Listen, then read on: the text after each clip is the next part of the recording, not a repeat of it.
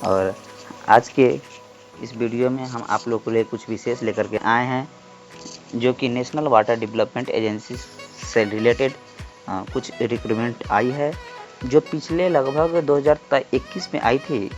लगभग 2 साल बाद फिर से 2023 में नेशनल वाटर डेवलपमेंट एजेंसी की तरफ से लगभग 40 सीटों पे बहुत सारे रिक्रूटमेंट आई है। जैसे कि कुछ उसमें बहुत सारे पोस्ट हैं, 6 पोस्ट हैं टोटल, जैसे कि junior engineer, junior accountants officer, draft tradesman level 3, upper division, lower division and stenographer. जितनी भी पोस्ट है, इस सारी पोस्ट के लिए अलग अलग एलिजिबिलिटी क्राइटेरिया होती है और पे स्केल सबका अलग अलग है, ठीक है। और आप लोग को जो सीट है unreserved, OBC, SC, ST, EWS, PWD, total seat total 40 है, ठीक ना। तो आप लोग अपने अपने क्राइटेरिया के अनुसार इसमें सीट देख लीजिएगा। जैसे कि जूनियर इंजीनियर में अनरिजर्व का 6 सीट है, ओबीसी का 4 सीट है, ठीक है, एससी का 1 सीट है, एसटी का 1 सीट है, ईडब्ल्यूएस का 1 सीट है और पीडब्ल्यूडी का कुछ नहीं है, ठीक है। जिसका एज क्राइटेरिया 18 साल से 27 साल है, ठीक है। इसी प्रकार बहुत 6 पोस्ट है, 6 पोस्ट, एक पोस्ट तो बता दिया आपको। सेकेंड पोस्ट है जूनियर अकाउंटेंट्स ऑफिसर, वो भी लेवल 6 का जॉब है। जैसे कि उसका सैलरी आपको बनेगी 35,400 से 1,12,400 तक। इसके बीच में कुछ होगा अपने अपने अनुसार हो जाता है, डीए वीए जोड़ने के बाद पता चल जाता है। जिसमें 1 सीट है टोटल अनरिजर्व की, ठीक है। ड्राफ्टमैन ग्रेड 3 की पोस्ट पे है, लेवल 4 का जॉब है ये भी। इसमें टोटल 2 सीट है, एक ओबीसी का, एक एससी का, हाँ एक एससी का, 2 अनरिजर्व का, एक एसटी का, एक एससी का और एक ईडब्ल्यूएस का। टोटल 6 सीट हो गई। अच्छा, यूडीसी मतलब अपर डिवीजन क्लर्क, ये भी लेवल 4 की जॉब है, जिसमें 4 सीट, टोटल 7 सीट है, जिसमें अनरिजर्व की 4 सीट है, ओबीसी की 2 सीट है, एससी की 1 सीट है और एसटी, ईडब्ल्यूएस एंड पीडब्ल्यूडी की 0 सीट है। जैसे कि फिर से आपको बता दें, नेक्स्ट आपका हुआ स्टेनोग्राफर ग्रेड 2 का। तो ये सेकंड मतलब ग्रेड 2 है, लेवल आपको 4 की जॉब है ये भी, जिसमें टोटल 9 सीट है। देखिए सबसे ज़्यादा सीट है इस पे, इसीलिए सबसे ज़्यादा फॉर्म इसी पे गिरेंगे। बट आपको बता दूं मैं, स्टेनोग्राफर जिसके पास आपको स्टेनो को जो टाइपिंग किए होंगे पहले से, जो स्टेनो सीखे होंगे, मतलब स्टेनो ऐसा जो लैंग्वेज होता है ना हिंदी इंग्लिश, उसी की तरह स्टेनो भी होता है, ठीक है। बट वो अपना लैंग्वेज है स्टेनो का। तो जो बच्चे या जो कैंडिडेट आप सीखे होंगे इसको, वो लोग इसमें फॉर्म डाल सकते हैं। जैसे कि अनरिजर्व का 2 सीट है, ओबीसी का 3 सीट है, एससी का 2 सीट है, फिर से ईडब्ल्यूएस का 2 सीट है, ठीक है। उसी तरह सेम एलडीसी जिसपे सबसे ज़्यादा फॉर्म गिरती है हर साल और इस बार भी गिरेगी, पिछली बार भी हम लोगों ने डाला था। टोटल 4 सीट है, ठीक है। ये भी लेवल 2 की जॉब है, बट बेस जॉब होती है, ठीक है। आपको अनरिजर्व की 1 सीट है, एससी की 1 सीट है, एसटी की 1 सीट है और ओ पीडब्ल्यूडी की 1 सीट है, ठीक है।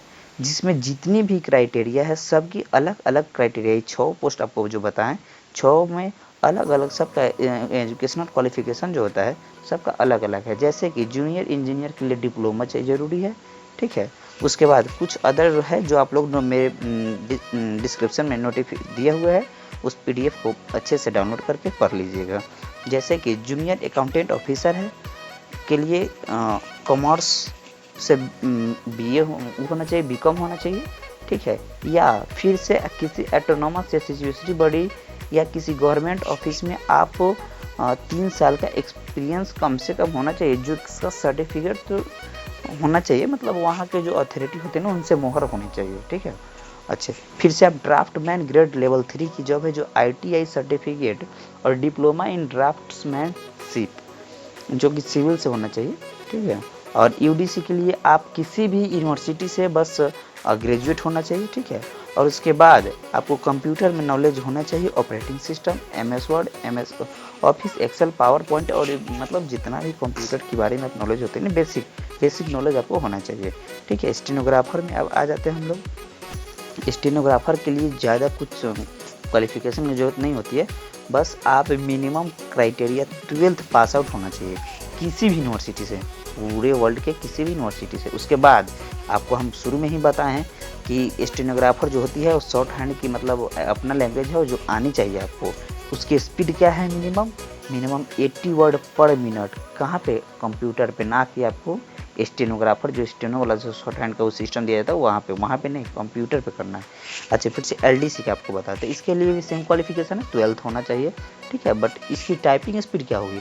टाइपिंग स्पीड आपको होगी 35 वर्ड पर मिनट इन इंग्लिश में, और आपको बता दूँ 30 वर्ड पर मिनट इन हिंदी में। कहाँ पे? आपको टाइप राइटर पे नहीं देगा, कंप्यूटर पे देगा, ठीक है।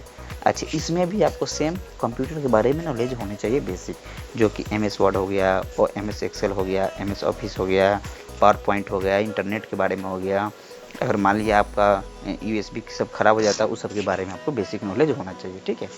अब मैं बता देता हूँ कि रजिस्ट्रेशन कब से शुरू हो रही है, ठीक है। रजिस्ट्रेशन आपका शुरू हो रहा है 18/3/2023, मतलब कि आज 24 हो गया ना, पिछले 6 दिन से शुरू है। कब तक है लास्ट डेट? 17/4/2023 मिडनाइट, मतलब कि 17 टिल तक, ठीक ना। 18 से मतलब नहीं हो पाएगा आपको, 17 लास्ट, मतलब समझिए आप उस समय तक सर्वर है लैग होते रहता है, इसलिए आप लोग से निवेदन है कि आप लोग पहले डाल लीजिएगा, जिनको भी इस पर फॉर्म डालना है, ठीक है।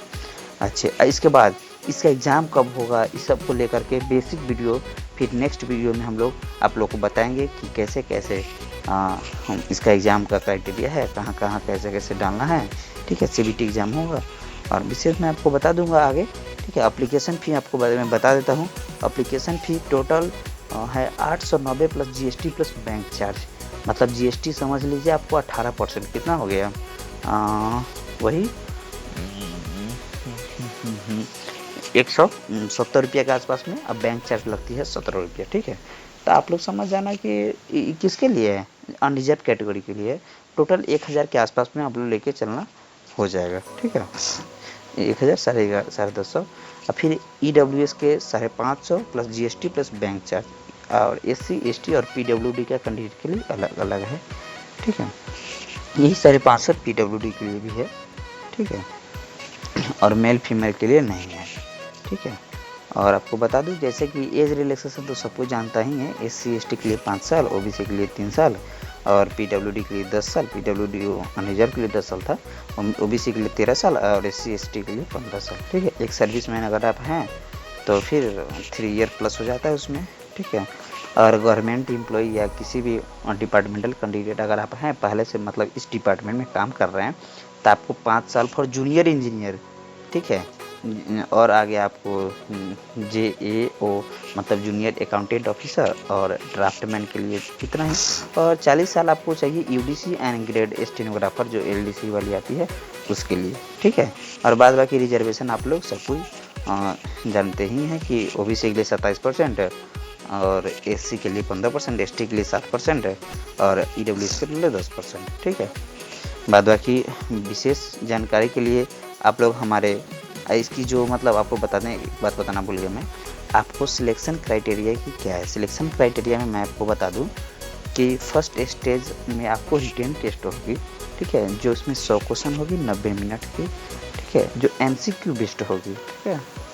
और सेकेंड स्टेज आपको जो होगी वो फर्स्ट अटैम्प्ट जो भी बच्चे क्लियर करेंगे उसको आएगी, मेल आएगी। उसके बाद आपको फिर 20 टाइम्स वैकेंसी, मतलब टोटल सीट कितनी थी, 40 सीट थी, उसका 20 टाइम्स 800 सीट पे 800 कैंडिडेट को बुलाया जाएगा, ठीक है। उसके बाद आपको सेकेंड स्टेज होगा, फिर उसके बाद आपका न्यू आगे की प्रोसेस होगी, और उसके बाद आपको डिपार्टमेंट में बताया जाएगा कैसे कैसे होगा कैसे नहीं, ठीक है। और विशेष जानकारी के लिए आप लोग हमारे टेलीग्राम ग्रुप से जुड़ जाइए। फिर से और भी जो भी सोशल मीडिया है मैं आपको शेयर कर देता हूँ नीचे डिस्क्रिप्शन में, ठीक है, आप लोग उससे जुड़ जाइए। और कोई भी दिक्कत हो तो आप लोग ज़रूर मैसेज करते हैं। चलिए, बहुत बहुत धन्यवाद आप लोगों का इतना समय देने के लिए।